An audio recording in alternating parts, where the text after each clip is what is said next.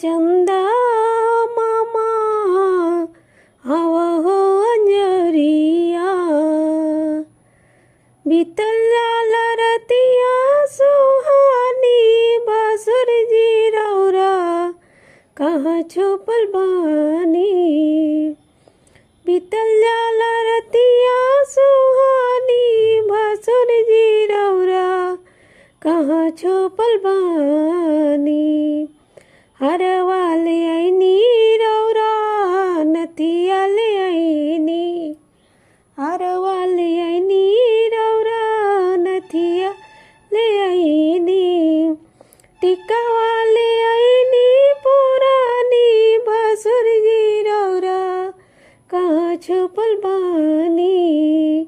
टिक्का वाले आईनी पुरानी बासुर जी रौरा कहाँ छुपल बानी आव चंदा मामा आव हो अंजरिया आव चंदा मामा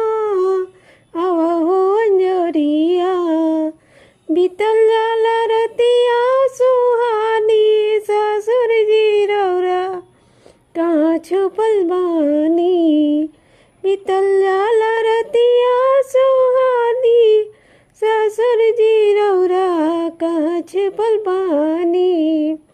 लहंगा ले आईनी रौरा चुनरी आईनी लहंगा ले आईनी रौरा चुनरी ले आईनी साड़िया ले आईनी पुरानी ससुर जी रौरा कहाँ छुपल बानी साड़िया ले आईनी पुरानी ससुर जी रौरा कहाँ छुपल बानी बीतल जाला रतिया सुहानी ससुर जी कहाँ छुपल बानी आव चंदा मामा आव हो अंजरिया आव चंदा मामा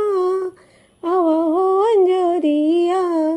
बीतल जाला रतिया सुहानी बरियतिया ने रौरा कहाँ छुपल बानी बीतल जाला रतिया सुहानी बरियतिया ने रौरा कहाँ छुपल बानी भला वाले आईनी रौरा चूड़िया ले आईनी भला वाले आईनी रौरा चूड़िया ले आईनी कंगना ले आईनी पुरानी बरियतिया रौरा कहाँ छुपल बानी कंगना आईनी पुरानी बरियतिया रौरा कहाँ छुपल बानी बीतल जाला रतिया सुहानी बासुर जी रा कहाँ छुपल बानी बिछिया ले आईनी रौरा महावर ले आईनी बिछिया ले आईनी रौरा महावर ले आईनी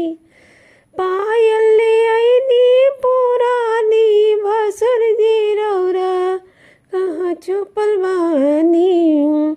पायल ले आईनी पुरानी बासुर जी रा कहाँ छुपल बानी आव चंदा मामा आव हो अंजरिया बीतल जाला रतिया सुहानी बासुर जी रौरा कहाँ छुपल बानी।